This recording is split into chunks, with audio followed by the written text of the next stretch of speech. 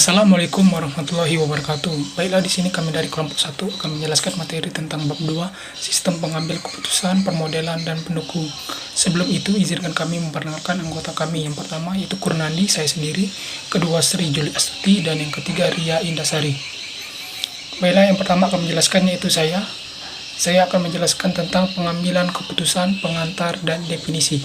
Beberapa aspek keputusan bisnis pada umumnya terdiri dari beberapa hal. Yang pertama, keputusan sering dibuat oleh suatu kelompok.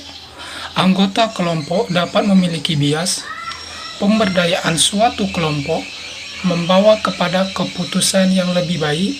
Selanjutnya, individu juga bertanggung jawab untuk membuat keputusan. Bisa jadi ada banyak alternatif untuk diperhatikan. Hasil dari pengambilan keputusan bisnis biasanya menjadi materi di masa mendatang. Tak seorang pun menjadi prediktor sempurna mengenai masa depan, terutama pada jangka panjang. Baiklah, selanjutnya adalah penjelasan mengenai pengambilan keputusan. Pengambilan keputusan merupakan proses pemecahan masalah dengan menentukan pilihan dari beberapa alternatif untuk menetapkan suatu tindakan di masa depan. Pengambilan keputusan merupakan sikap yang hati-hati dalam bertindak untuk menentukan sebuah pilihan dari beberapa alternatif itu. Menurut Simon pada tahun 1997, pengambilan keputusan manajerial sinonim dengan proses keseluruhan dari manajemen itu sendiri. Penjelasan selanjutnya yaitu mengenai pengambilan keputusan dan pemecahan masalah.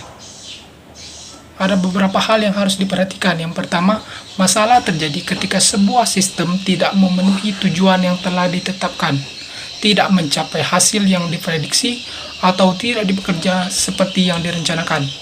Yang kedua, pemecahan masalah dapat juga berkaitan dengan mengidentifikasi peluang-peluang baru. Selanjutnya, membedakan keduanya, pengambilan keputusan dan pemecahan masalah adalah dengan memeriksa fase-fase proses keputusan itu. Fase-fasenya terdiri dari fase intelijensi, fase desain, fase pilihan, dan fase implementasi. Mungkin itu saja penjelasan dari saya. Selanjutnya akan dilanjutkan oleh rekan saya, Sri Juli Astuti. Kepadanya dipersilakan. Assalamualaikum warahmatullahi wabarakatuh. Baiklah, di sini saya Sri Juli Astuti dengan NIM 1912211015 akan melanjutkan penjelasan materi dari rekan saya yaitu Kurnandi. Berikut penjelasannya. Sistem adalah kumpulan objek atau aspek seperti orang, sumber daya, konsep, dan prosedur yang dimaksudkan untuk melakukan fungsi yang dapat diidentifikasi atau untuk melayani suatu tujuan. Contoh, universitas atau sistem. Aspek universitas, mahasiswa, fakultas, staf atau dosen. Administrasi, gedung, perlengkapan, aturan, ide-ide dengan tujuan mendidik mahasiswa, menghasilkan riset, dan memberikan layanan kepada komunitas atau sistem lain.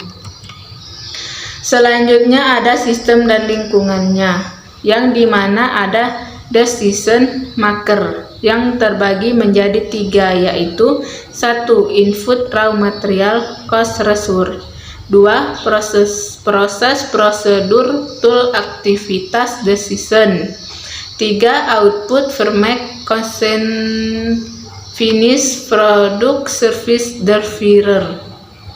Selanjutnya struktur sistem. Sistem dibagi 3 bagian, yaitu input, proses, dan output. Bagian-bagian tersebut dikelilingi oleh sebuah lingkungan dan sering melibatkan sebuah mekanisme umpan balik. Selain itu, pengambil keputusan juga dianggap sebagai bagian dari sistem. Elemen sistem yaitu input, proses, output.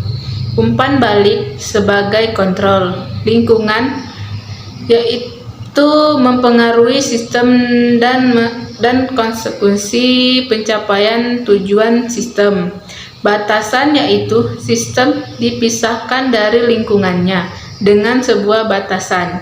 Sistem berada di dalam batasan, sedangkan lingkungan berada di luar. Sistem tertutup dan sistem terbuka.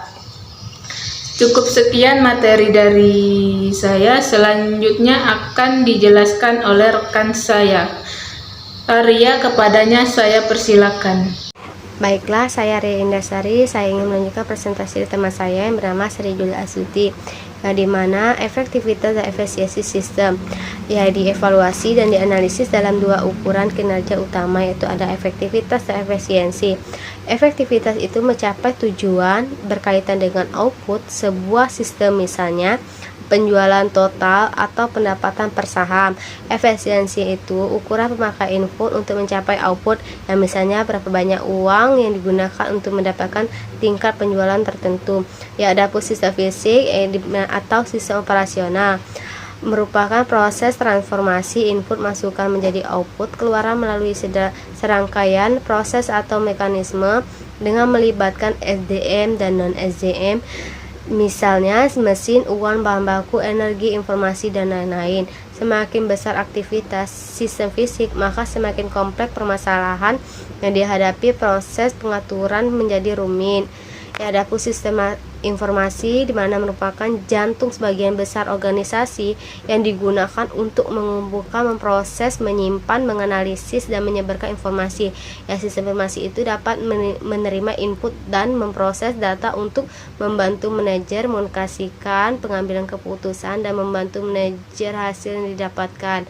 Ya, adapun ketajaman keputusan dihasilkan dipengaruhi oleh kelengkapan dan keakuratan sistem informasi yang dilibatkan dalam proses pengambilan keputusan. Peranan sistem informasi di sini sangat penting, menyediakan informasi pendukung keputusan. Informasi bisa bersifat vertikal atau disebut top down maupun bottom up, horizontal maupun diagonal. Sistem manajemen atau sistem keputusan itu digunakan untuk menjamin kelancaran sistem fisik. Rangkaian sistem fisik distrukturkan dalam sistem manajemen yang menghasilkan keputusan-keputusan yang diperlukan guna menjamin kelancaran sistem fisik. 3. Yaitu model. Model itu karakteristiknya SPK adalah inklusi pada sedikitnya satu model, ya merupakan seperti representasi atau abstraksi sederhana realitas. Ya, model menyederhanakan realitas karena terlalu kompleksitas secara aktual. Kadang tidak model diklasifikasikan berdasarkan tingkat abstraksi, entah ikonik, analog, matematika, relevan untuk memecahkan masalah khusus. Ya, adapun definisi model yang lain, cara sederhana untuk memandang suatu masalah itu sebagai suatu representasi atau suatu gambaran atau formalisasi dalam bahasa tertentu yang disepakati dari suatu sistem nyata yang dimanakan sedang berlangsung dalam kehidupan sistem yang menjadi titik perhatian dan dipermasalahkan. Kegunaan modal yaitu membantu berpikir, menerangkan fakta, untuk komunikasi atau instruksi, untuk prediksi atau penaksiran, untuk pengendalian pengganti teori, atau bila teori sudah ada sebagian koreksi terhadap teori tersebut.